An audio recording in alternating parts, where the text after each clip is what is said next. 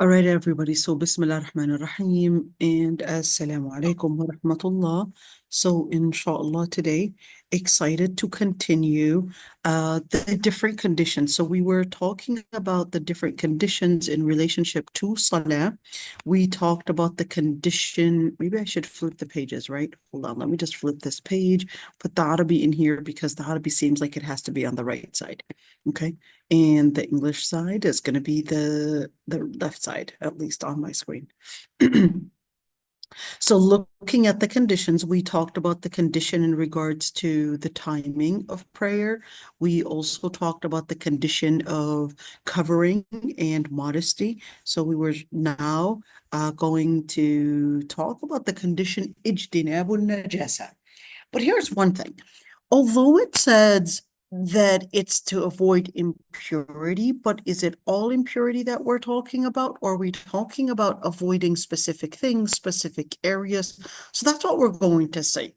So, of course, we know that in the ahadith, the Prophet ﷺ, or in the ayat, let's see, Allah subhanahu wa ta'ala said in regards to prayer, He said, وَثِيَابَكَ فَطَهِّرْ, and purify your clothes. And we talked about, يَا أَيُّهَا الْمُدَّثِّرْ قُمْ فَأَنذِرْ وَرَبَّكَ فَكَبِّرْ وَثِيَابَكَ فَطَهِّرْ. So this ayah was pretty much giving us this let's call it this guidance in how to live up to the inspiration of a prophet, how to, and it was basically the ayat were directing the Prophet ﷺ.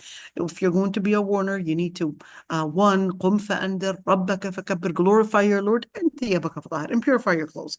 And of course, when we're speaking about purification in general, we talked about that in the previous lectures, and we were talking about how purifying from the clothes from pure water, and we said pure water is either pure water coming from basically the earth, just different things that we would, whether it's sea water or whether it's rainwater. So that's basically the pure water. That's what we would use.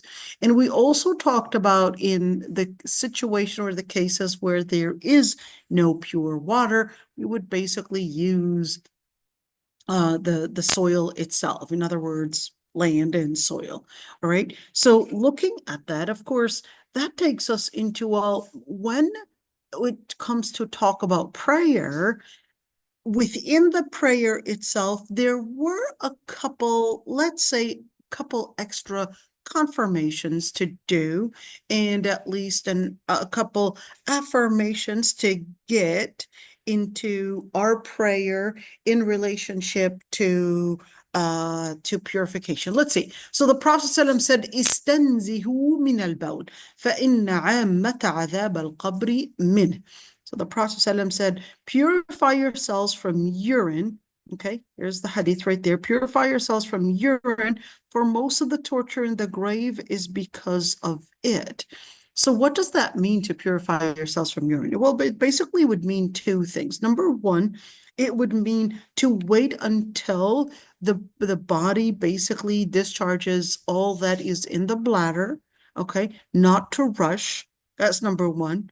And number two, it basically also means that the person is going to consider not being, let's say, lacking care and not being just wanting to rush things and end up having probably drops of urine on their garment or undergarment or probably on their clothes, wanting to rush things. So teaching your boys and girls and even adults, and that, just wait until you're completely finished and make sure that the urine basically goes inside the toilet, does not splash all around. This is part of istanzihu min al-bawl, and wait till all the urine is basically out of the body. And it's very common, of course, that people would ask, well, do I have to pressure myself and all of that? The answer is no. It is the sunnah, teach it to the boys, it is the sunnah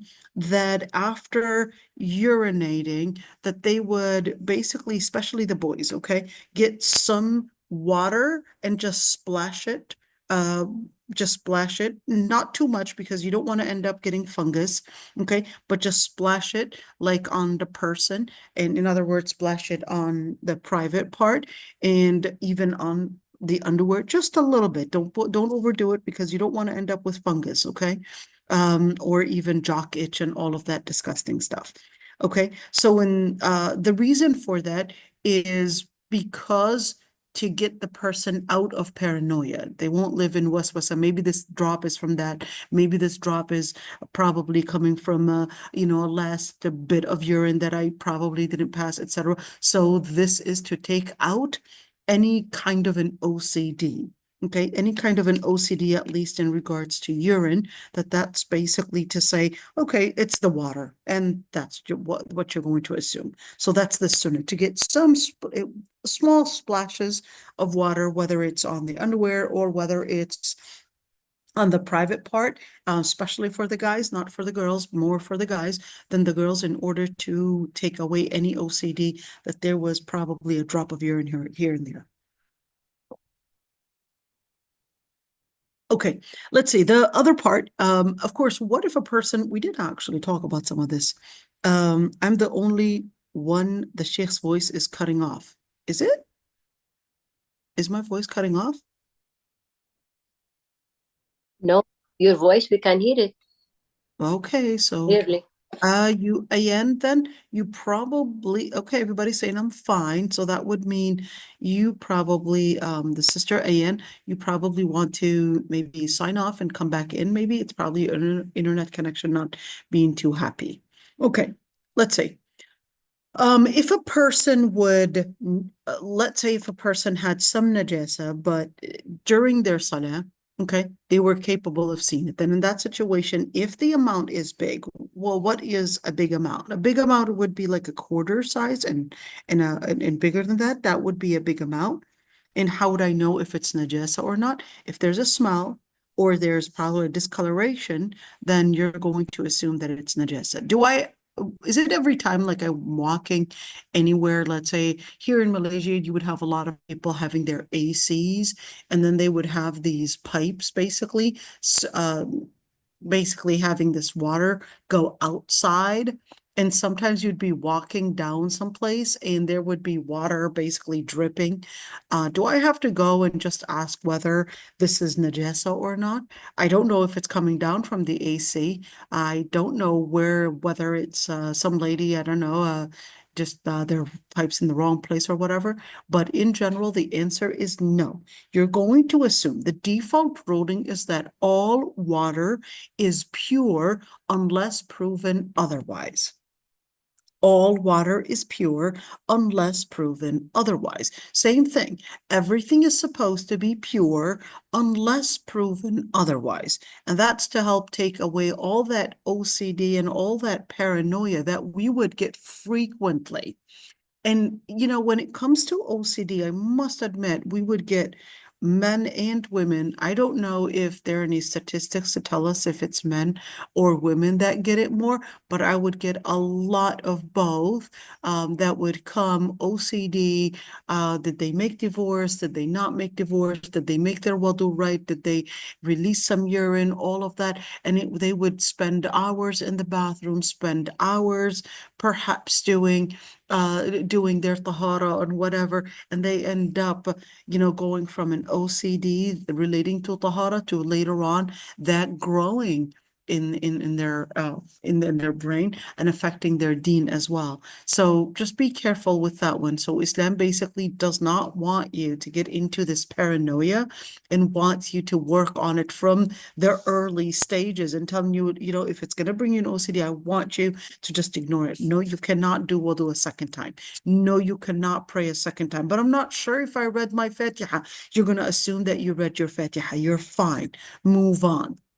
You're going to consider that the default ruling is that everything was done right, not wrong. And that this is shaitan and your brain basically playing games on you. Okay, so outside of areas that we would know that has a place of najasa. So in general, everything on earth, and let's say you're in the park, just having a walk on the park, in the park or anything like that, you're going to assume that everywhere is tahir. Everywhere is basically pure, and you don't have to worry, oh, maybe some dog walked on here, or maybe some dog urinated here, whatever. No, you're going to assume that everything is tahir, and you don't necessarily have to get a prayer mat and etc. I mean, yeah, it's probably a good idea just so that the grass won't get into your face. But do you really have to? The answer is no. Everywhere is supposed to be tahir. Everywhere is supposed to be pure unless proven otherwise. Every garment that you would have is supposed to be pure unless proven otherwise.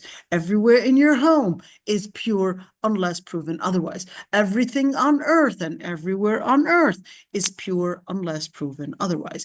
So how do we prove otherwise? We would prove otherwise by either seeing a foul smell or basically seeing that this area has some kind of contamination of najasa. Okay, so that's the only thing. What if one time 2 weeks ago, I was walking down this park and I saw someone walking with their dog, and their dog basically, I don't know, they just urinated here, and that was 2 weeks ago.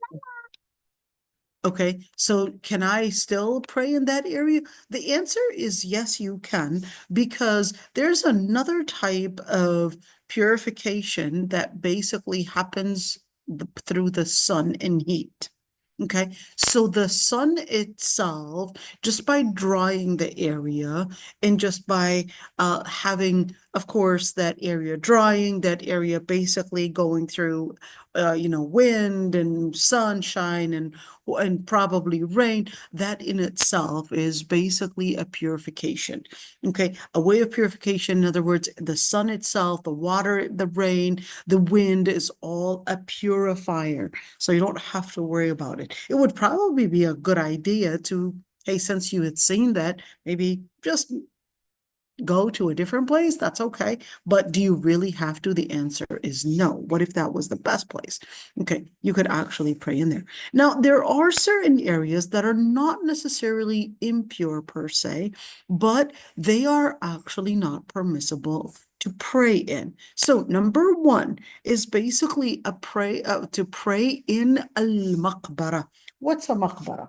Al-maqbara is the grave site. So are we talking about the actual grave, or am I just talking about the whole cemetery, including the sides and including the pathways and all of that? So generally speaking, the whole area. And of course, it would be more specific to probably a grave, over a grave itself. So why is it, even though it's not necessarily impure, but the Prophet ﷺ, here's the hadith, al-ardu kulluha masjid. The Prophet ﷺ said the whole earth is basically a place, masjid. What does it mean that it's all a masjid? That means it's a place that is basically a clean area, a place that would be fit and be basically fit for prayer, except bathrooms and graveyards. إلا المقبرة والحمام. But here's the thing. When you say maqbara, it's basically the area that people bury their people in. Okay, that's a clear one. But what about al-hammam? What's a bathroom? What's a hammam right there? You know, the word. Well, I thought they didn't even have bathrooms. They didn't have these WCs, bathrooms. Is it bathroom, or is it shower room, or is it the toilet area? Is it the stall? What really is it? We're going to get there, inshallah. But just in the beginning, let's just look at this hadith. This was the hadith that was helping us understand. Sorry about that, but I have to. Okay. But this is the hadith that basically helps us understand that we should not be praying in a grave site, even though it's not necessarily a place of najasa. Let's see. Now, the scholars actually had differences of opinions on, well, why aren't we supposed to pray in a grave site? Is it because the dead bodies are there? Is it because of shirk, or What was it? What was the reason for that? Well, we don't necessarily have a particular reason. You had some scholars actually say that it is a possible place of najasa. Okay, here's that what is called the la'illa. It's a possible place of najasa. That's one opinion. And the second opinion basically said it is to avoid any possibility of people relating to the dead and taking the dead and bringing back paganism. So in other words, they considered that the main reason is سد الذرائع. What does سد الذرائع mean? سد الذرائع is actually a key thing in Islam. Let me write that down because this سد الذرائع is 2/3 of the religion. سد الذرائع. It's 2/3 of the religion. What does it mean? Well, it basically means closing the means to evil that lead to evil. So what does that look like?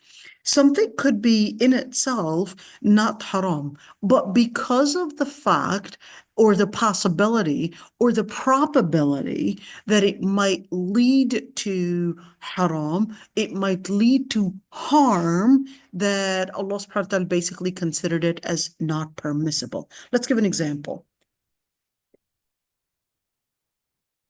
Looking at something haram. Let's say looking at something that is not appropriate. Why would it be haram? It would be haram because it creates a certain desire. It creates a certain feeling that would lead to a major sin, which is zina. Why is it haram? Why are bad words saying different lettered words? You know what I'm talking about. Why is it haram? Because getting accustomed to such words will basically get you accustomed to such behavior, and then it would lead you to major sin.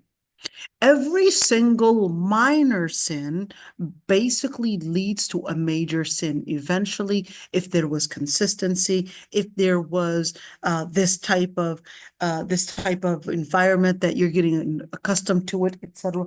That's why in Islam, Allah subhanahu wa ta'ala regarded all of those minor sins, because it may lead to these major sins, as basically haram. Same thing, Allah subhanahu wa ta'ala basically talked about وَلَا تَسُبُّوا الَّذِينَ وَلَا تَسُبُّوا آلِهَتَهُمْ فَيَسُبُّوا اللَّهَ عَدْوًا بِغَيْرِ عِلْمٍ, and do not swear at their gods, because that might provoke them to swear and to disrespect Allah subhanahu wa ta'ala with no knowledge. Even though, well, it's not really a god that I'm swearing at. I'm probably demolishing or probably harming maybe their church site, or probably harming their whatever sculpture that they have there. It's not necessarily God. But Allah subhanahu wa ta'ala said, well, if that's going to lead them to later harming Islam and harming the religion, then in that situation you want to avoid that. All right. So the Prophet ﷺ was teaching us a lot of different things, even in the hadith, in how we would derive different rulings just based on sadd al-dhara'a. Just based on this general rule, this general legal maxim is sadd al-dhara'a, and we would see that 2/3 of the religion is actually based on sadd al-dhara'a. Like in itself, it may not seem like it's a big deal, but because if it were to continue, it might grow strong and then lead you to major sin. So the religion is basically telling you, well, you got to close all those different means that lead, whether it's leading to shirk, just like in praying in the graveside, for example, it might lead to shirk, or of course it might actually lead to glorifying these people, and which is shirk, okay, and glorifying perhaps connecting with some kind of a dead person, etc., and then thinking that they would have some power. And it's quite sad that we would have many people misunderstand the relationship between us basically and our loved ones, and they would have these some type of I would say superstitious relationship, or even sometimes their love to their loved ones probably would be glorified. And if you were to come in and say, well, they don't actually have that power, actually, this is not true, they would think that you are dismissing their experiences, their feelings about their loved one, and that you're disrespecting their feelings toward their loved ones. But of course, al-haqq is not based on how you feel, but al-haqq in truth is based on the text that basically is informing me whether that is true or not. Okay, let's look at for another thing. So Salat al-Janaza, what is Salat al-Janaza? Salat al-Janaza is basically the funeral prayer. Well, the funeral prayer is actually done differently than any other prayer, because the funeral prayer, there's no sujood and there's no ruku' in it. There's no prostration in it, and there's no bending and bowing in it. It basically is done while standing alone. We're going to talk about Salat al-Janaza, inshallah. But with Salat al-Janaza, it is an exception that you can do it in the maqbara, in the graveyard, in the cemetery. So how is Salat al-Janaza done, and what do we do to shroud and wash the dead? We're going to be doing that, inshallah, in the Fiqh of Worship. So stay tuned to it. Inshallah, we're going to be doing that at that time and going in details with all of that. So what would actually be considered as the place that is a grave site? Are we talking about from the actual gate that leads to the grave site? Are we talking about Muslim cemetery? Are we talking about non-Muslim cemetery? We're actually talking about both Muslim and non-Muslim cemetery. We're talking about where whatever is considered as part of the grave site, whether it has I guess a gate to it, or whether it has a fence to it. At the end, if you are recognizing that this is the border of the grave site, then do not pray within that premise. Okay, so that would include everything that's basically around the actual grave site. And if you consider and you recognize that that's the premise of a grave site, the general sunnah is that when you pass by a grave, you basically just say, أنتم السابقون السلام عليكم دار قوم مؤمنين أنتم السابقون ونحن إن شاء الله بكم لاحقون اللهم اغفر لنا ولهم اللهم ارحمنا وارحمهم ولا تفتنا بعدهم ولا تحرمنا أجرهم. That's the sunnah. Should I write that down? Let's write that down. Okay. That's right. Or maybe I could actually look it up really quick and then find it. Sorry, I'm always just getting cats, right? دعاء زيارة القبور, right? Let's get that out so you could see it. Here we go. السلام عليكم دار قوم مؤمنين أنتم السابقون ونحن إن شاء الله بكم لاحقون اللهم اغفر لنا ولهم وارحمنا وارحمهم ولا تفتنا بعدهم ولا تحرمنا أجرهم. I'm going to find that dua for you. Okay? And maybe we could go like that and do it again. دعاء زيارة القبور. And we're going to find something that would give us, here we go. السلام عليكم على أهل الديار من المؤمنين, or السلام عليكم دار قوم المؤمنين. Okay? And this is another dua. يرحم الله المستقدمين منا والمستأخرين وإنا إن شاء الله بكم لاحقون. That's another narration. Let's see if is this one it? Okay. أهل الديار وإنا إن شاء الله بكم لاحقون اللهم يرحم الله المستقدمين والمستأخرين. Let's see. السلام عليكم أهل الديار من المؤمنين المسلمين وإنا إن شاء الله بكم لاحقون ويرحم الله المستقدمين منا والمستأخرين أسأل الله لنا ولكم العافية. So this is from حسن المسلم right there that you could see. Okay.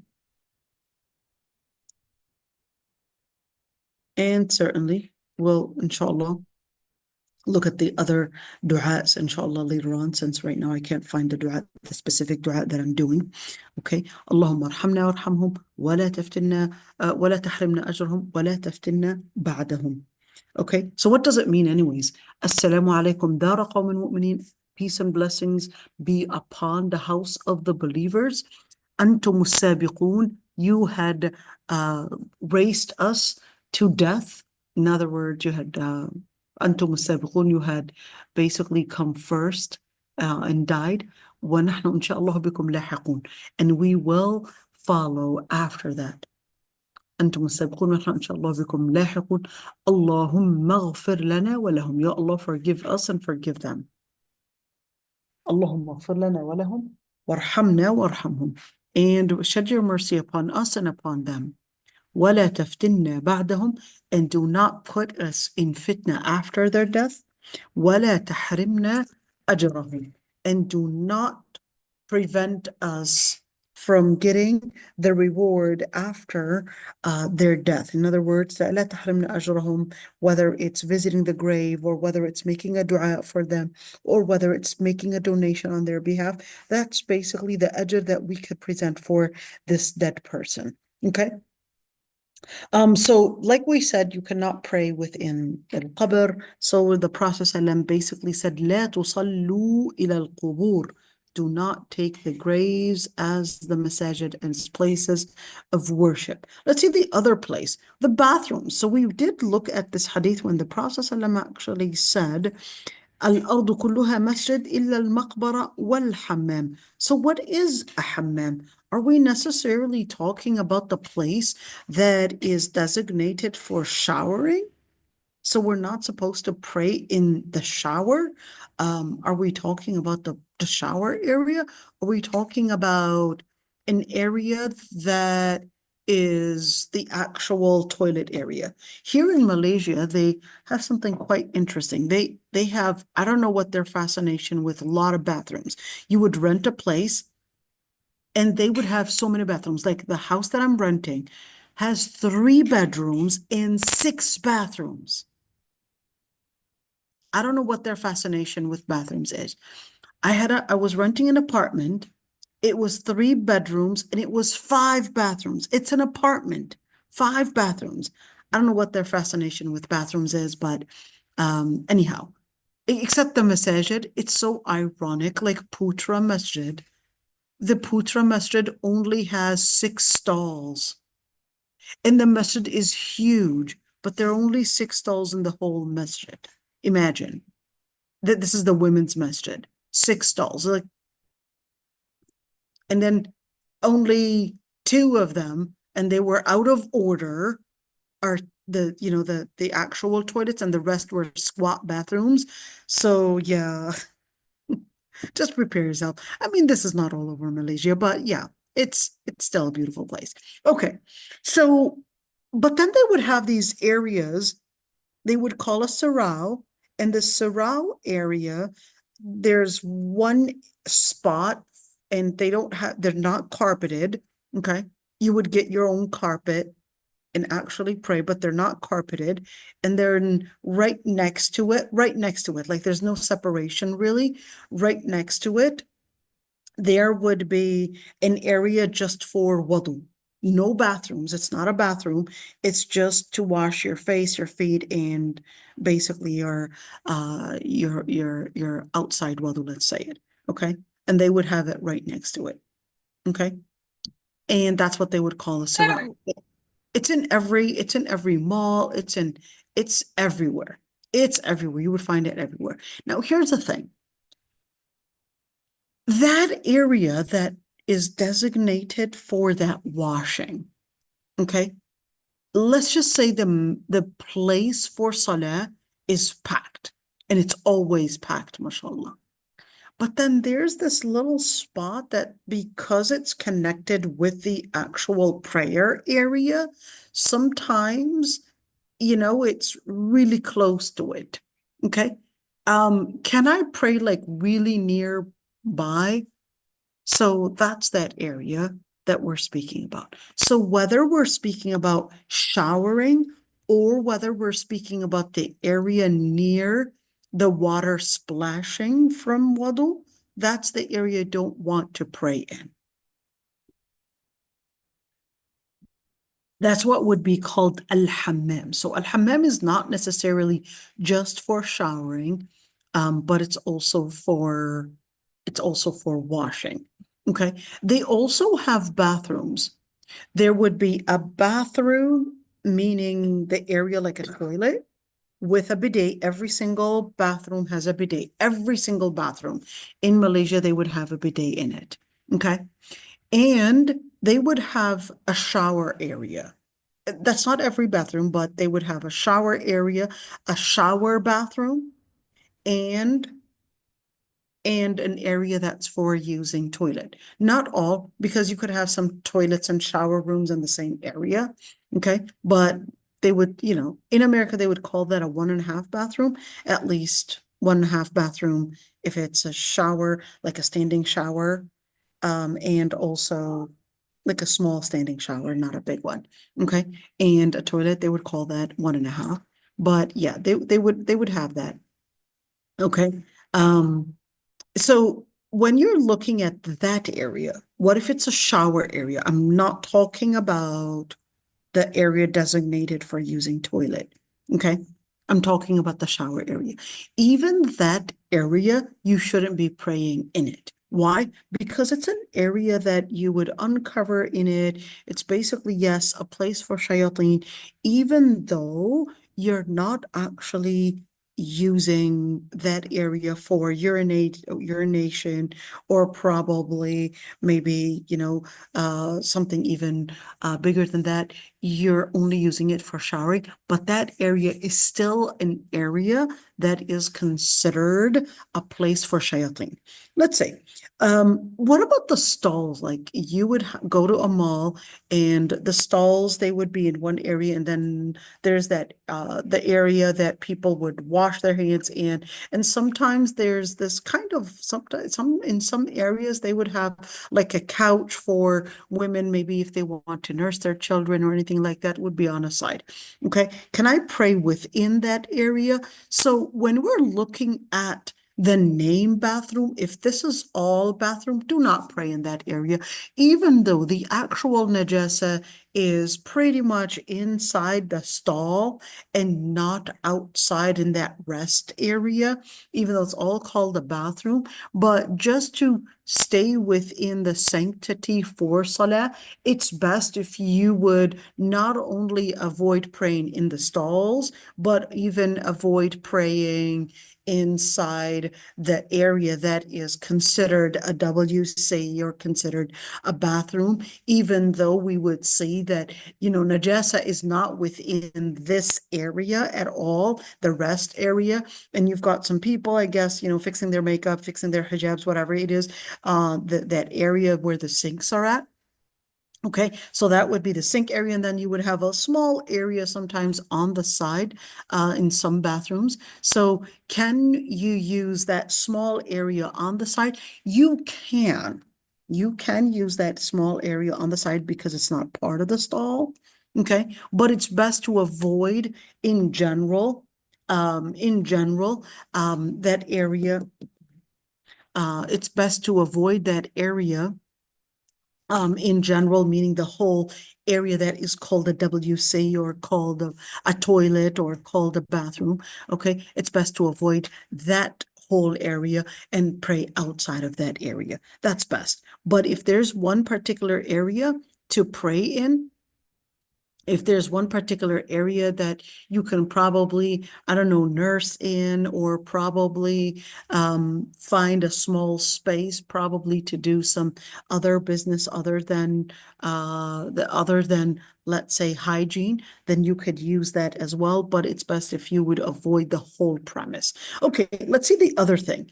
The Prophet ﷺ said it is not permissible to pray in the area that is considered a camel's barn. So it's quite interesting. So only Camels have a barn? I mean, I don't know if they're the camel's barn. I don't know if it's called a barn. I'm just going to use the word barn. I don't know if it's Oh, okay. I was like, man. I know I'm just gonna, I don't know if it's called a barn because I know that a barn is more for cows and for, I guess, horses as well. Okay, so I know that those are called barns, but there would be something similar to camels. It would be basically the area that they would be, let's say, housed in. That's basically the barn. So I don't know if the proper word in English is a barn or, you would have I guess, a lion's den. Okay. Sorry, It Sister is Aisha. stable. I just want to quickly ask a question before we move on to Sure. the boring talk, and it's relating to what we just finished discussing. So I once entered a bathroom, and mashallah, it was a very huge bathroom. Like you would literally take like 20 steps from where the actual WC is to where the mirror section is, and then to where that it's a very huge bathroom. I And I can see think it. it's a huge one. I think I entered one here in Canada. And what was funny was as soon as I entered that bathroom, my first thought was, can I pray here? Right. Yeah, because obviously, like it was a very huge one, and you need to like take at least a few good 20 steps before you can get to where the WC is, to where the actual water closet is. And I think it's supposed to be a bathroom for people with disabilities, or I don't want to, abilities, or sorry, yeah, I don't even know what I'm talking about. So it's a very huge bathroom, and I think it's Right. for those that may require like a wheelchair access. But it's Right. a So huge that's one. what I'm, Yeah, so right. just wanted to ask if it falls under the category of what you just explained, where that you can choose a very small corner and actually pray there, or but I just wondered about it and I just left the bathroom because like, this is huge enough to pray in. But Right. I'm just So glad that that's it's correlated. It's what and that's why I actually talked about this because especially for those that are traveling frequently, it can happen that, you can find a place, just like I remember in Qatar, Amsterdam also has huge bathrooms, and it also has shower rooms. Amsterdam airport, there are shower rooms, and right across from the shower room, there's the prayer area, but the prayer area, there's glass all around it. And sometimes, of course, you'll be really, I guess, excited to go into the shower room and take a shower there. And the shower room also has a space kind of like what you had described, like a shower space and also an empty space for people to kind of like rest and stuff. So can we use that area? So in general, like I said, it is best to avoid that area and not pray in it because it is considered as a shower area slash bathroom area slash an area that you would relieve yourself. So whether we mean by relieving, whether we mean by it, number one, and number two, or whether we mean by relieving, meaning relieving our clothes and unclothing and basically for hygiene. Okay. And whether it's basically the area being designated, it is called a bathroom. Okay. It's called the bathroom. So even though it's not necessarily completely used in that way, it's too big to actually be used as, a place that would contaminate the whole place. But you can do your own ijtihad in certain circumstances. Let's say it that way.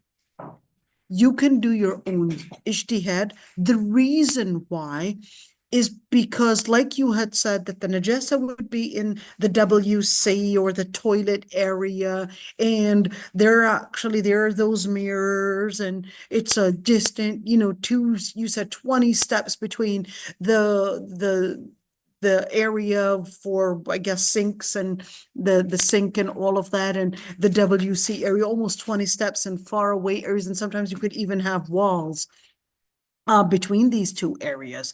And so in that situation, just do your own ijtihad. Okay, just do your own ijtihad. I know for women sometimes to pray in public, it sometimes can be really tricky, where to go and where to bend and all of that. And you would rather feel, I guess, more contained in praying in those areas. So do your own ijtihad and see, is it an area that is not necessarily a WC per se, but it's more of a rest area than a bathroom area, even though it's called a women's bathroom, but it actually contains more of a rest area. There's the najasa right there. There's the washing area right there. And that you would see that your evaluation is looking at it differently. So that's a considerable thing that you would do as your evaluation in that situation. But if you want to stay away from the differences of opinions and actually pray outside of that area, the whole area, that would definitely be best. So I hope I answered that one. Did I Oh yeah, answer? so very much. I understood from the first one, I think. Hey, baby girl. So someone is suggesting that the camel's barn is called a stable, maybe. So perhaps, I have no idea. Okay, so we're just going to use barn, stable, whatever it is. We'll just use the word barn because living a person that was basically living on a ranch. So I'm just going to feel comfortable to call it a barn than anything else because it more looks like a barn. Okay, let's see. So the areas that basically are holding or let's say housing the camels, that's that stable slash barn area. Okay, and here's the thing, the Prophet ﷺ actually forbid that we would pray in those areas, only in the camel's barn, but not in the cows or the horses or the sheep. Why only the camel? Scholars actually had differences of opinions on why only camels. Some scholars said that camels have jinn related to them. Others actually said shayateen. Others said that we're just going to stick to the text and just leave it as is. Those are three different opinions. The Prophet ﷺ said to not pray in a camel's barn. We're just going to leave it as is without necessarily giving explanation. Other scholars, they said, no, it doesn't hurt to give explanations. We'll see based on other evidence that the Prophet ﷺ had also, in other evidences, had also said that we're supposed to be making wudu from eating camel's meat. So that's that other opinion. Said, well, if we're making wudu from camel's meat, well, that's giving the inference, according to those scholars, that camel's meat contains some of the heat of shayateen, ironically. But yeah, is that necessarily something that a hadith would directly say? The answer is no, but that's an inference that some scholars actually had mentioned. Okay, let's see. The Prophet had forbid praying in the camel's barn, and certainly we're just going to leave it at that. The other place that it would be forbidden or at least hated, let me use the word hated than forbidden, is to pray in areas where there are a lot of sculptures in it. A lot of sculptures are in it, so it's hated to pray in it. So we're speaking about sculptures, or are we talking about pictures and pictures of things? Okay, so in general, it is not permissible to pray in areas that are designated for shirk. Okay, so if we're speaking about an area that has a lot of pictures and a lot of sculptures, then that's hated to pray in it. But what if, I used to work at St. Catherine University, and there was this beautiful, it's a very beautiful, it's like a chapel, very, very beautiful. I think it was built based on the architecture of the Church of Nativity in Palestine. And it's all arches, and it's built in the same design as the buildings in Palestine are built based on. It's exactly the same idea. If you were to take out those the sculptures in it and all the icons, that's just like al-Masjid al-Marwani in Palestine, just like al-Masjid al-Aqsa. It looks exactly like it. You enter in it, you get the same vibe. If only, you know, they would take out the cross on this side and that side, and it would be exactly like the masajid in Palestine. Okay. Anyhow, so even though we did have a masjid, second floor, right across the street, right across, not the street, but right across from my office, there was a masjid. Okay. Yes, it's a prayer area for all faiths, but I guess the Muslimin, alhamdulillah, we took over that place. We took over because we're the only ones that go and pray in it, so it became known as a masjid, even though it was actually designed for all faiths. Okay. Anyhow, so at one point they needed to close that place, the masjid, down in order for some renovation and some work to be done in there. So many girls were coming to ask, are we allowed to pray in the chapel? Yes, you're able to pray in the chapel, but not towards those icons and those sculptures and those shirk stuff. So if you can turn yourself or find a corner away from all of that, that would be best. Okay. And let's see, so what's the reason for that? The reason for that is because the pictures, the sculptures, they can be areas of distraction. Can be areas of distraction, so you want to avoid that. Okay, let's see. And certainly you look at perhaps the shirk that might actually happen, and of course, well, if you're going to be praying towards that sculpture, etc., that would basically be shirk. Okay, let's see. The other thing is the other condition basically is facing al-Qibla.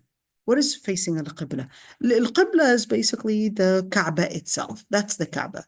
So if we're talking about the black cube right there, do the Muslims actually consider that that's like the house of God? This is metaphorical. We don't mean a house of God, meaning God resides there. This is shirk. God Almighty is not confined in any space or place. Allah subhanahu wa ta'ala is also not everywhere, but Allah subhanahu wa ta'ala is in the heavens. Allah subhanahu wa ta'ala is in the heavens, but Allah subhanahu wa ta'ala is also لَيْسَ كَمِثْلِهِ شَيْءٌ وَهُوَ السَّمِيعُ الْبَصِيرُ. There's nothing like unto Allah subhanahu wa ta'ala.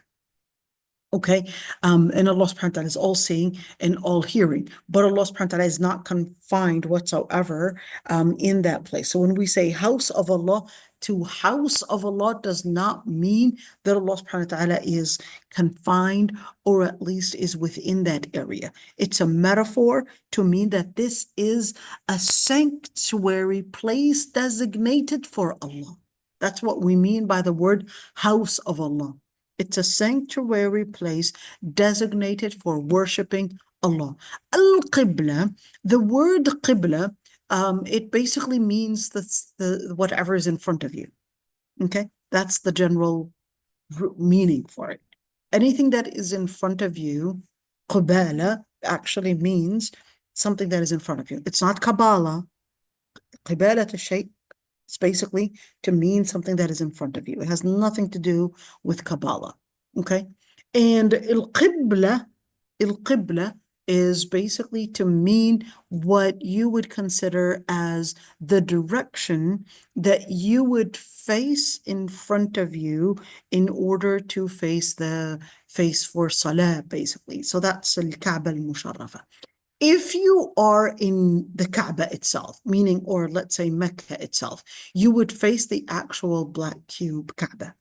Okay, it's called the Kaaba. So let's remember the black cube area is called the Kaaba. Mecca is the whole city that surrounds the Kaaba. Okay, Mecca is the city that surrounds the Kaaba. The Kaaba is the black cube. Okay, now if you are capable of seeing the actual Kaaba, the word Kaaba actually means cube. Oh, Kaaba actually means cube.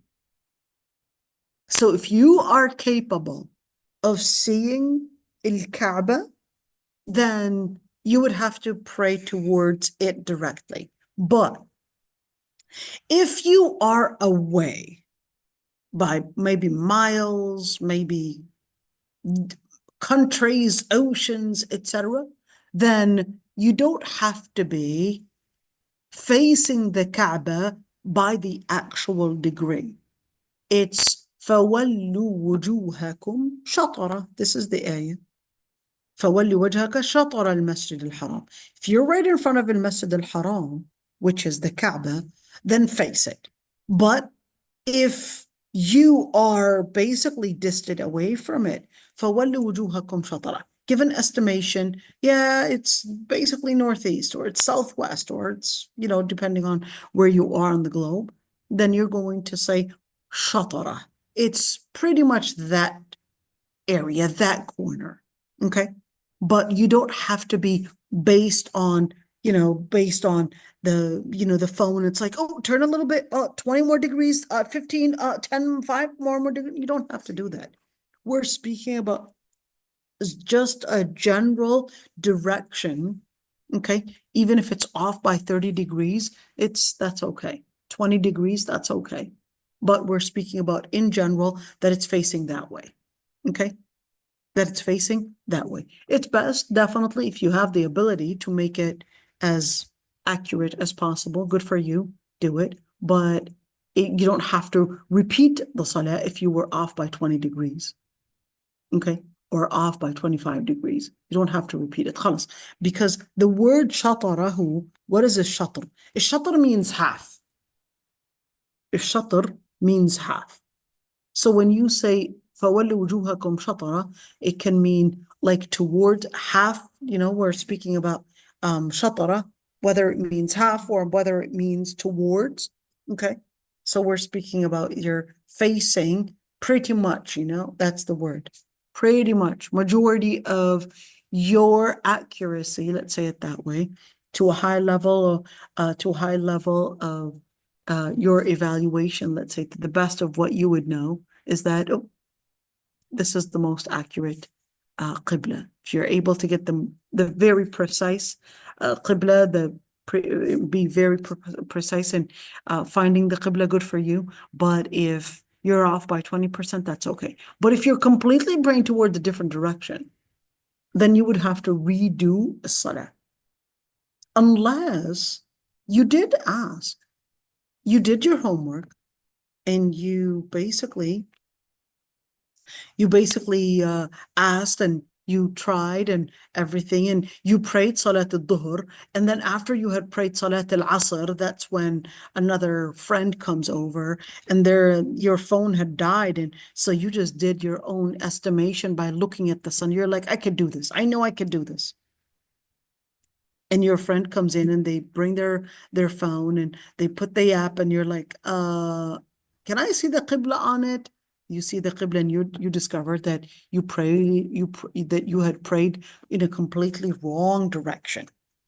In a completely wrong direction. So in that situation, if you had already done your salah and it was completed, and the designated time for salah is already done, then in that situation, you don't have to redo your salah because you did your estimation.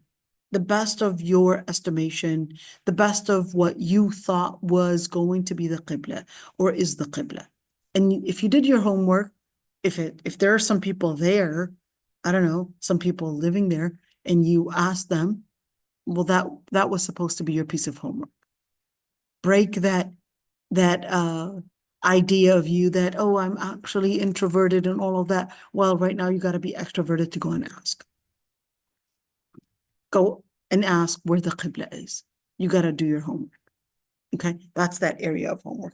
Okay, let's see. So when we look at al-qibla, what if we're speaking about, let's see, the hadith right there. ما بين المشرق والمغرب قبلة. There is a qibla, the direction between the east and the west. What is that hadith actually saying? So whether we're speaking about, of course, we would be talking about whether south, north, wherever that person is on the globe, then they would consider that qibla. We've got a wide range of east and west. In other words, it doesn't have to be really precise, but it can be to give the best accuracy as much as you can. Let's see. She said, you've mentioned the Kaaba being sanctuary. I've always been told to go northeast towards the Kaaba. Being in Minnesota, where did this northeast thing come from? So the Kaaba is not always northeast for everyone, depending on where they are located. Right. So no, that would be northeast just for a person in Minnesota. But if you are in Malaysia, definitely it's not northeast. It's completely What do you do if you don't have like a if you're somewhere and you don't have a compass and you don't have like your phone is not being accurate, Okay, and fair do you enough. just estimate or? Right. So if that's what we're going to get to, inshallah. So in general, you're supposed to be, whether you're on land or sea or even on plane, right? Even on plane, you're going to be basically using different methods to figure out the qibla. You're supposed to be basically facing the qibla, okay? And of course, you're going to do your best. The Prophet ﷺ said, إِذَا أَمَرْتُكُمْ بِأَمْرٍ فَأْتُوا مِنْهُ مَا اسْتَطَعْتُمْ. If I ordered you to do something, then you're going to do as much as you're able to do. So fear Allah as much as you're able to.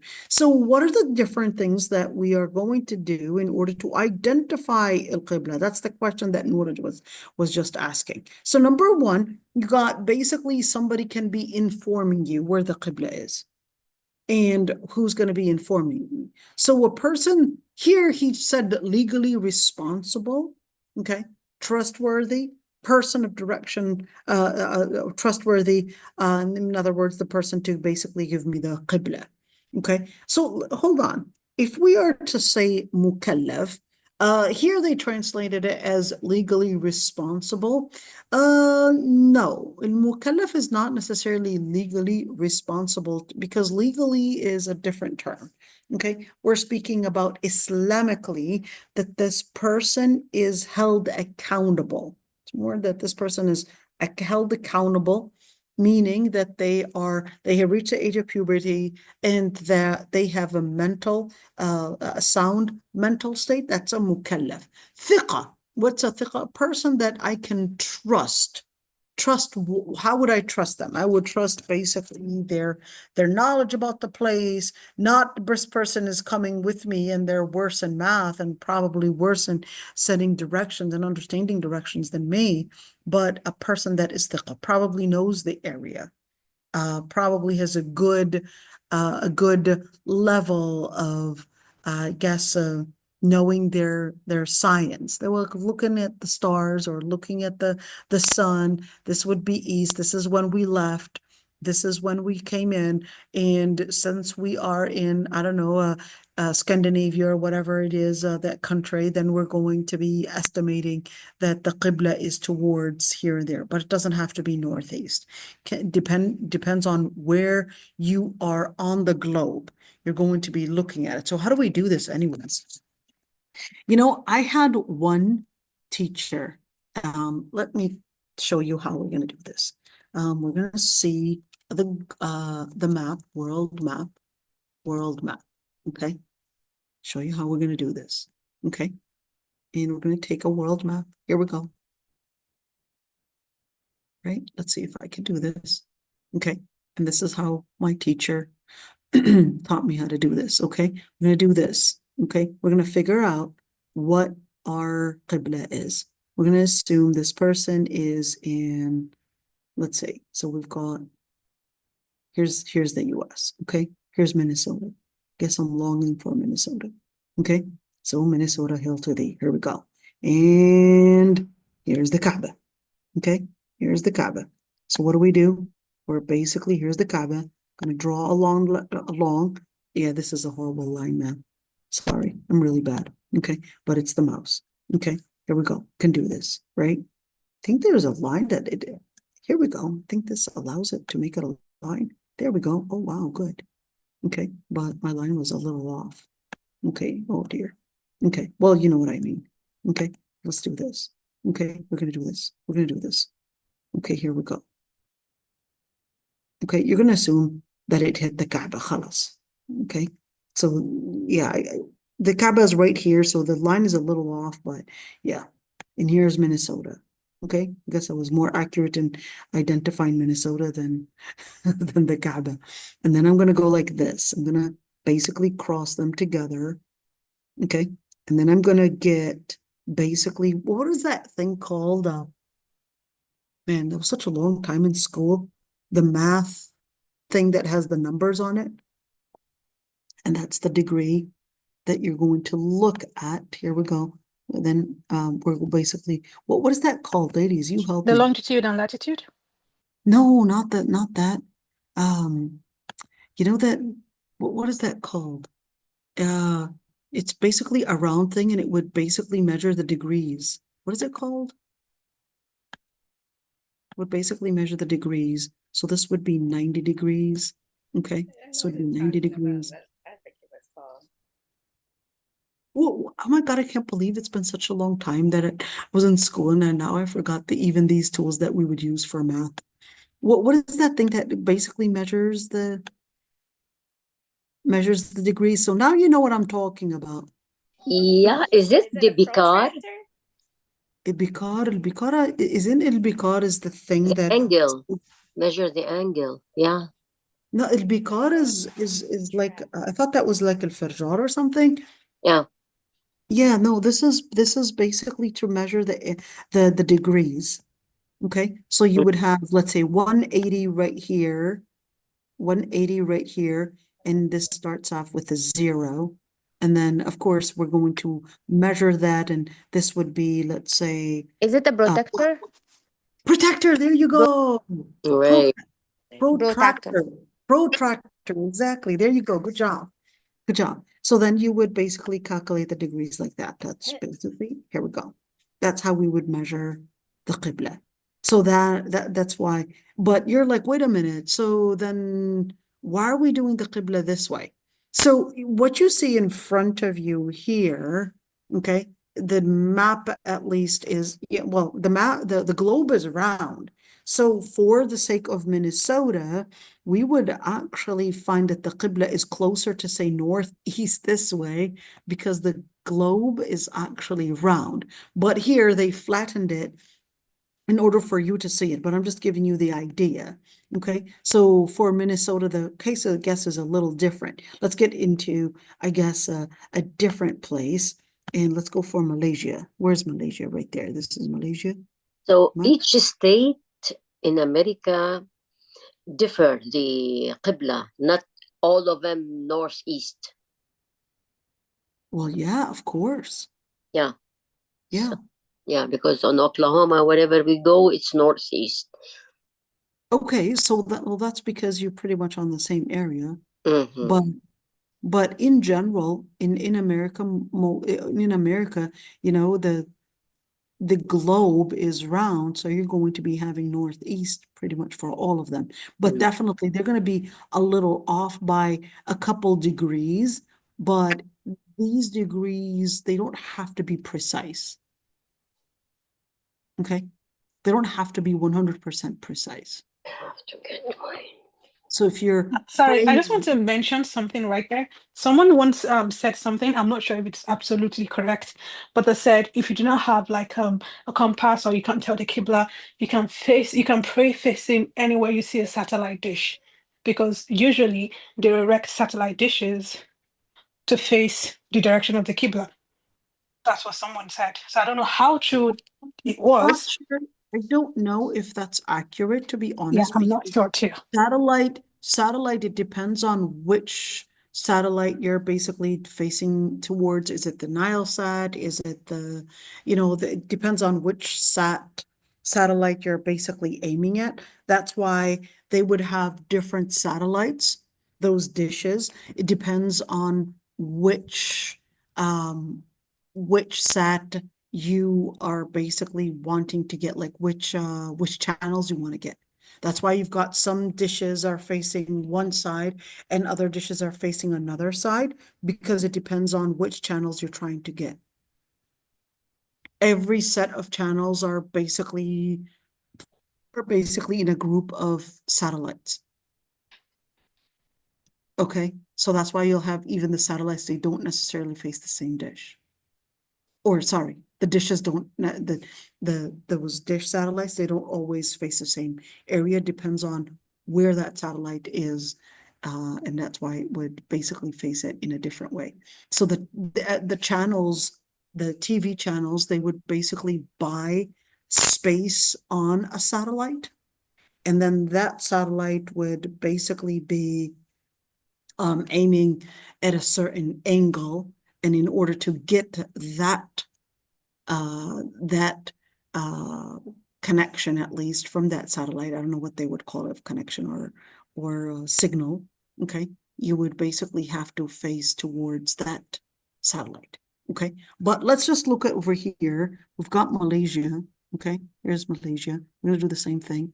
And you could see, we're gonna be deleting the previous one, okay? I'm gonna be deleting the previous one. I'm going to be doing this one. So here's the Qibla, supposedly, and here's Malaysia. And then we're going to be calculating the same thing that we did before. We're going to be now calculating, okay, what is the degree? Now this is going to be east, okay? Well, because, well, we're actually west, because we're all the way in the east in Malaysia, okay? And this would be west, okay? So the Qibla would be northwest for Malaysia. You see it? Here's the north, because Malaysia is south. Okay, Malaysia is all the way in the southeast. So in order for us to face the Qibla, we're facing this way. So we would be facing northwest. Right? Okay, and by how many degrees? We would be looking at, let's see, what is that? If this is 90, so what are we looking at? 60 degrees? 50 degrees? Yeah. Do we have to be that precise? The answer is no. But you can actually just give it a rough estimation. It doesn't have to be, you know, by the degree. Okay. So let's continue right there, inshallah, just to give an idea of how we would figure out, is it northeast, southeast, and how do we understand all of that? Okay, let's continue right there. So what are the different methods that we would use? Number one is informing. So somebody that is trustworthy and somebody that knows and somebody that is adl. What is al-adl? Al-adl person basically means that they're taking that matter seriously. They're really good in their deen, and therefore I could trust their evaluation. I could trust that they are basically aware of it. Okay. The other thing, of course, you can use a different method, certainly. An-nujum, Allah subhanahu wa ta'ala says, وَبِالنَّجْمِ هُمْ يَهْتَدُونَ. And they would seek guidance, or this type of guidance. We're not talking about guidance in terms of religious guidance. We're talking about guidance in terms of direction. So this is that بِالنَّجْمِ هُمْ يَهْتَدُونَ, that they would basically use the stars to help them find their directions. Okay. Find their direction north, east, west, you know, and certainly we know that the Bedouins are actually the best at this. Just they would be in the middle of the desert, and they would know which direction to face just by looking at the stars. They would look at that Darb al-Tabana or the Milky Way, and based on that, they would basically recognize the different different shapes that the stars would do depending on the month, and they would know which way is north, which way is south. And it's quite interesting because I think I talked about this before, the astrolabe and Maryam al-Istarlabiyya. Basically, it wasn't necessarily the Muslims that invented this, but It was the Greek that first started this science and astronomy and looking at the stars and figuring out how to understand, I guess, directions on Earth by looking at the stars. But it was later that the Muslims, and in particular, a lady from Morocco, her name was Maryam al-Istarlabiya. She was the one that that added more measurements and I guess more accurate numberings in terms of, well, how do we understand what's out there of the stars and looking at those shapes and all of that. So that was Maryam al-Istarlabiya. Maybe I could show you that, right? Let's see. Let's Yeah, astrolabe. while you show us that, I think it's actually very sad nowadays. We actually almost know nothing about reading of stars. I mean, for direction wise, obviously. And to think my grandfather once tried to like show me which star would actually point to northeast and west, because they actually had the knowledge back then. And to think I never know anything about it anymore. And it's not something I can also teach someone else. That, okay, I don't even see stars in the sky anymore, to be honest, but it's Right, just so so sad. this is basically right there would give you the shapes of what the stars would look like, and based on the shapes that the stars and the Milky Way would basically appear in the sky, it would give you the idea. You would put basically this at it, and then so this is basically the sky. But this would be giving you the direction where you are on Earth and in the middle of this Milky Way. It's quite interesting. It's like, okay, to understand where you are on Earth, I need you to see things basically from a bird's eye by looking at the sky. And they use this as the compass. So even sailors would use this one. It was considered the most important tool for sailing. It was considered the most important tool for those that would be traveling and all of that. That would basically give us this idea. And Maryam al-Istarlabiya was basically this Muslim woman from Morocco that basically used this device and even further put more information on what the Greeks had early before invented. But then, of course, Maryam al-Istarlabiya continued on that invention and discovery on how to make such accurate and precise, basically, directions and identifying where we're at in this world, and then figuring out where we're at on this planet. Okay, and niyyah, the fifth condition is basically intention. So certainly when we talk about intention, what is a niyyah? Niyyah means to have the person's intention, in other words, the motivation identified. Why are you doing this? For what sake? What is your motive behind all of this? That's a niyyah. Okay. And certainly when we speak about prayer, to have a niyyah is to have two things. Number one, we're speaking about that the motive behind prayer is because Allah subhanahu wa ta'ala ordered me to pray. The second motive would be that I'm sincere to Allah subhanahu wa ta'ala. I'm doing it for the sake of Allah subhanahu wa ta'ala, sincere in the motive and sincere in also understanding the order and taking the order as basically to seek whether it's Jannah. And I've had some people actually think that if I wanted to do something for Jannah, that's not having a good intention, and that's not ikhlas. Absolutely not. Whether you're doing it for Jannah, whether you're doing it for Allah subhanahu wa ta'ala, whether you're doing it because there's an order in the Quran, all of that is actually the same. The reason why you applied salah, because Allah subhanahu wa ta'ala gave you the order. Why are you obeying Allah subhanahu wa ta'ala? Because you also want Jannah. That's all the same. Think of it as one line. Okay? Think of it as one line. If you look at this line, it's going to basically, here we go, to that one destination. But if you're right now focusing on this destination, or whether you're focusing on this destination right now, at the end, it's basically getting to the final destination. So it's absolutely fine. Okay, let's see. Do I have to say the niyyah? No, you don't have to say the niyyah, because the niyyah is in the heart. And niyyah is in the heart, and you don't have to say it orally. In fact, to say it orally, some scholars actually said that it's a bid'ah.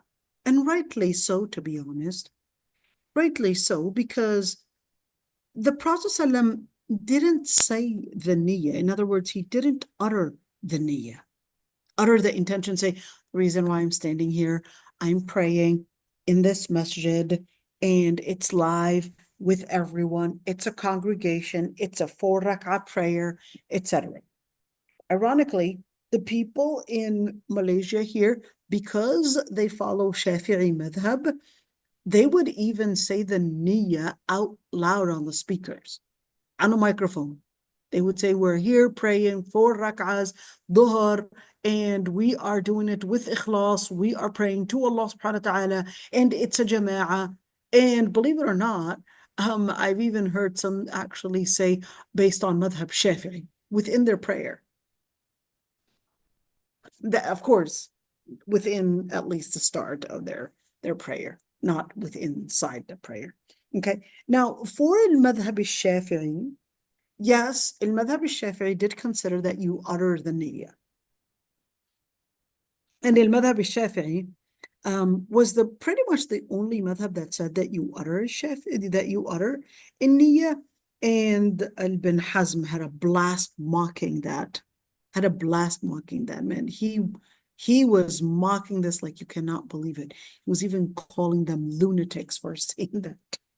Yes, Ibn Hazm was this scholar that was using these kind of words and calling scholars lunatics, stupid, dumb, etc. You'd be really surprised. And even Ibn Hazm, a great scholar, but certainly, unfortunately, used this kind of language as well, and would call the scholars for probably having a different interpretation.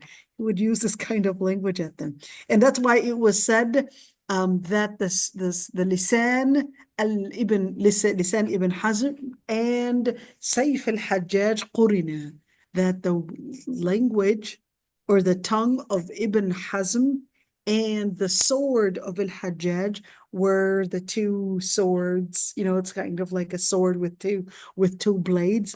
They were basically speaking about that way. Okay, let's see. So what about a niyyah? Is it supposed to be throughout the salah or just in the beginning? It's supposed to be throughout the salah. What if I'm praying and while I'm in my salah, I basically just thought, oh man, I forgot to, I don't know, turn off the stove. And I just basically just changed all my niyyah. And I attempted to go. I left and I attempted to go. And then I remember it's like, it's okay. Right when I just attempted to go. Attempted meaning I changed my niyyah and I'm just going to leave salah. Okay. Just by that niyyah change, then in that situation, you would be considered that you had disrupted your intention and you would have to redo your salah. Okay, then you would have to redo your salah. The other thing is that if a person is basically praying in a congregation, this congregation, the imam is praying salat al-faridah, an obligatory prayer. But the people behind him, or you come in, you had already prayed your obligatory prayer, but you still didn't pray. nafila, for example, some nafila, some sunnah, and you wanted to basically pray sunnah, but the imam is praying an obligatory prayer, which you had already prayed. Can we have the imam's intention be different from the ma'mum or the person that is praying behind them, and their intention be different? Yes, we can, according to some scholars. Other scholars, they said that no, the intention should be the same, because the Prophet ﷺ said, إِنَّمَا جُعِلَ الْإِمَامُ لِيُؤْتَمَّ بِهِ. The Prophet ﷺ said, well, the imam was there. The whole object of an imam is that you would take the imam as your leader. You would mimic the imam. So some scholars, they said you would mimic the imam not only in action, but even in intention.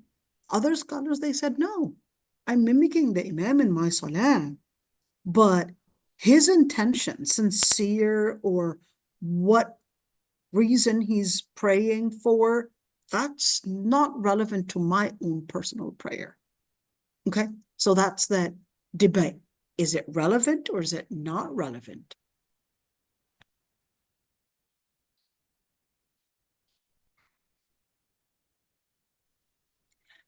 Okay, let's see.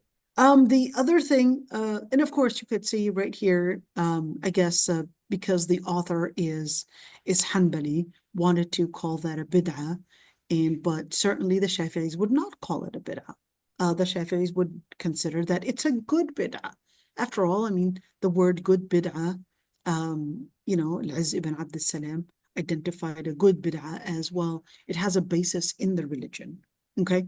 But Hanbalis would say, no, there's no such thing as a good bid'ah. Hanbalis would say there's absolutely no such thing as a good bid'ah. A bid'ah is a bid'ah. And to identify or classify a good bid'ah and a bad bid'ah is baseless. That's what a Hanbali would say. They would say it's baseless. There's no such thing as a good bid'ah. And for the Shafi'is, they say, no, there is a good bid'ah.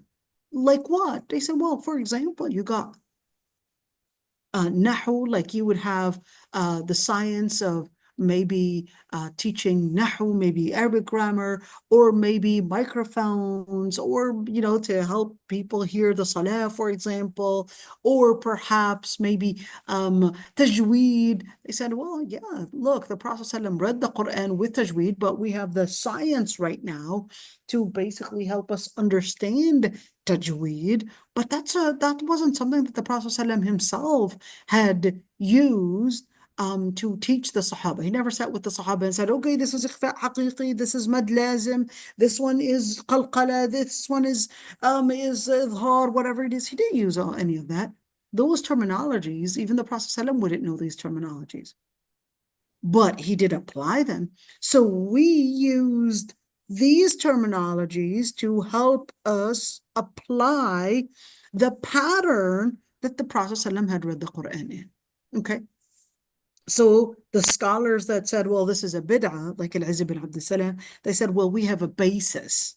We call it a bid'ah, a good bid'ah, but that's because it has a basis in the religion itself. We're not inventing something new. So where did you get that from? They said, well, simple. Like, look at Salat al-Tarawih. The Prophet ﷺ prayed Salat al-Tarawih, sometimes in Jama'ah, but mostly he prayed it on his own. It wasn't until Umar ibn Khattab later said, well, hey, if we had a base, we had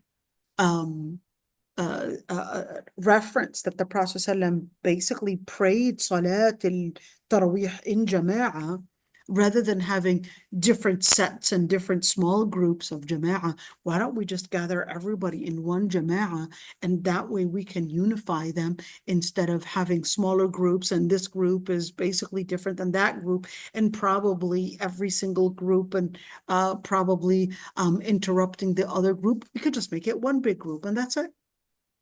Does Umar ibn Khattab have a base to that? Yes, the Prophet ﷺ did that before. So then al-Izz ibn Abd salam would identify that as a bid'ah hasana.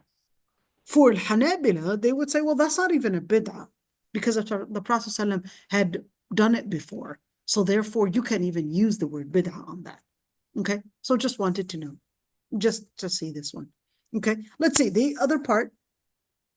Let's see this one, الإمام ابن تيمية. He said الجهر بالنية لا يجب ولا يستحب باتفاق المسلمين، بل الجهر بالنية مبتدع مخالف للشريعة. إذا فعل ذلك معتقدا أنه من الشرع فهو جاهل ضال يستحق التعزير والعقوبة إذا أصر على ذلك بعد تعريفه والبيان له. This is Ibn Taymiyyah basically, I guess coming from the Hanbali madhab, saying that if a person were to announce their niyyah, their intention, and make it loud, that this is a person that is announcing niyyah and basically mubtada, basically an innovator, and just is contradicting what the teachings in Sharia are teaching. And therefore, he's calling him jahil and dal, that he's ignorant and basically deviant. Okay, man, I would read that for the people and the people in the Malaysian masajid. They would really hate Ibn Taymiyyah for saying that. Okay, all right. But that's the thing. Allah al-Musta'an. And certainly, to end it, inshallah, adab al-mashi ila salah. So the adab of walking to the masjid. But before we head to that one, if there are any questions, go ahead.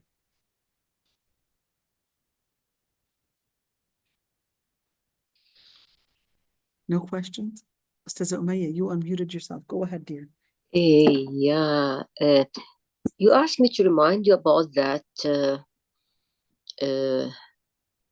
in Jannah, that the angel. Yeah, that's in the other class. That's in the tafsir. I see. Tafsir. Yeah, Oh, the tafsir class. okay. Sorry. Yeah, that's all right. Rihab, go ahead, dear. Assalamu alaikum, Shaykh. Alaikum salam. My question is that about the Qibla. So where I live in Montreal, it's northeast, and most of mosques are directed northeast. Some of them are southeast. I have a friend that prays southeast, so I just wanted to know, would it be permissible to pray Jama'ah with her? Most likely she's Ahbash, am I right? She's not Ahbash, but she was trained by them, let's say. Okay, there you go. So that's the most likely that's basically, I guess, the influence of Ahbash. Yeah. But okay, so yeah, don't pray towards that. No, Okay. pray towards that that sunnah that's northeast and facing that way. Okay. Jazakallah. وإياكم. Any other question? It's really weird how the Ahbash, they basically wanted to go even in Qibla, just basically go off. And yeah, man, for the Ahbash, to them, Ibn Taymiyyah is like the worst kafir on earth. And Qardawi and Sayyid Qutb and all those. Okay, let's see. So inshallah, we will, mashallah, she wants to put her kids to sleep. Inshallah, we'll continue Monday. Well, actually, my Monday, your Sunday. And subhanakallahum bihamdik nastaghfiruka wa natubu ilayk nashhadu an la ilaha illa ant. So we'll see you all, inshallah, the day after tomorrow. And we'll be doing adab al-mashi ila al-masjid. Let's see what we're going to do, right? Hold on, I was going to, the adab al-mashi ila al-masjid and arkan al-salah. This was very important. The condition, like the pillars of salah and the obligatory prayer things in salah and the sunan, that's probably, maybe this is the most important class because people are always confused about when do I pray sujood as-sahw. So this would be basically involving that. Okay? So this is extremely important. So inshallah, we'll talk about them. We'll talk about it the day after tomorrow. Subhanakallah. Thank you, sister. I have one question before you leave. Go ahead, dear. Yeah, so when it comes to the intentions, I believe it's all across board. Like it includes prayer, it includes when you want to do ghusl, when you want to do fasting and all of that. The fact that you can read your intentions out loud, it's across the entire pillars of worship. You know, I didn't understand anything. Can you say that again? Okay, so when you said intention is meant to be on the inside, I said this means it is across all whenever you're starting tenets of worship. Okay, so in all the different tenets of worship, you basically would do it at the start of it. So let's say you want to do your salah. Here it is. I'm taking the moment to just a moment of silence, I guess, to set my intention that I'm doing this salah, and then start with takbiratul ihram. Allahu Akbar, that's it. Do you really have to, do some kind of like a yoga thing in order to get your focus? No. Yeah, I completely long- understand that. But my question stems from what you said about, say, when you're praying and say you had another intention, say you forgot to turn on the stove, then you have to do your intention again, and then you have to pray all over again. Right. So the same, So does that apply that's a to? good one. That's a very good question. So the scholars did say, and they did, by the way, just on a side, they did have different opinions in regards to that one, like especially about Siyam. Okay. Especially about Siyam, they really went in a huge debate. Is the actual niyyah considered as that it was paused, that it was altered by another move that I would take?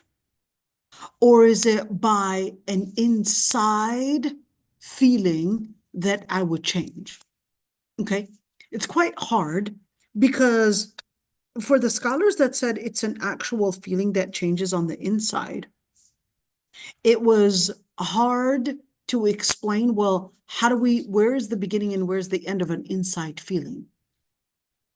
But then the scholars that said, no, it's going to be hard to explain it by an inside feeling, we would explain our intention by an actual physical movement that interprets the intention, which is actually my preferred opinion, the preferred opinion that I would consider. Because if we were to apply that on fasting, okay, let's say you were like, I'm going to break my fast. I'm not sure I can continue today. I already feel dizzy. But you didn't actually do a physical thing, take a cup of water and just drink it. You didn't do anything. You attempted. That was an attempt. And that second opinion, they basically said that was an attempt and not an actual alteration. So for the scholars that said an actual intention is not necessarily considered altered unless a physical movement takes place. In other words, a person takes a specific physical stance, physical movement, in other words, does something, whether we're speaking about taking a cup of water or eating something, etc., then that's basically the second opinion. The first opinion, they basically said no, just by on the inside, wanting to alter, cancel the intention, that's enough to basically consider that your ibadah was incomplete and that you would have to restart. You see it? And for somebody, especially for children, and somebody that might have paranoia, especially, I would definitely take the second opinion and say, the second opinion meaning not until you actually make a physical move would I consider your intention being altered or paused. This actually happened to me.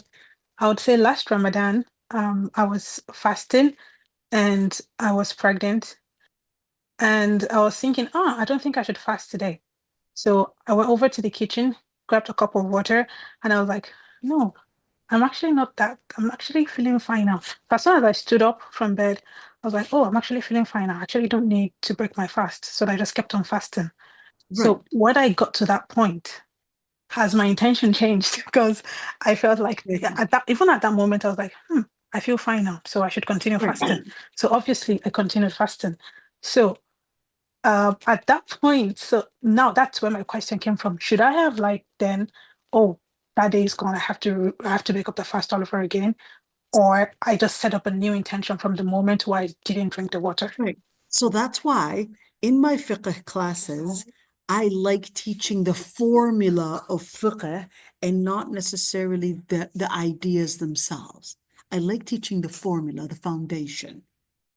Okay, so without even saying the madhahib, I'm giving you the formula and telling you that the first group of scholars, the formula, they said the intention is not enough to analyze, but we would analyze the intention based on physical action. The second group of scholars, they said, no, physical action is not what interprets intention. Intention is an inner feeling, it's an inner motive that you would know by yourself. So then what happened with you when you went and you attempted to drink water? Okay, the first group of scholars, they would say, no, her fast, as long as she didn't do a physical action and drink that water, her fast is valid. The second group of scholars, they say, no, just by her actually going to the kitchen and alternating her intention, that's a physical move that she had done right there, that she really attempted to break her fast. You see it? So now you say right there, I like giving the formula before I would give the details and say, this is the ruling and that's the ruling. I like giving people the formula so that they can investigate on their own and really see how scholars were thinking in fiqh. How were they doing that formula? How were they studying all of this? How would they explain it? So that's basically that explanation. All right. And that, by the way, this is a huge debate in usul al-fiqh. A huge debate in usul al-fiqh. Before even the science of fiqh, there's the science of usul al-fiqh. Okay? That's that debate. How do we understand intention?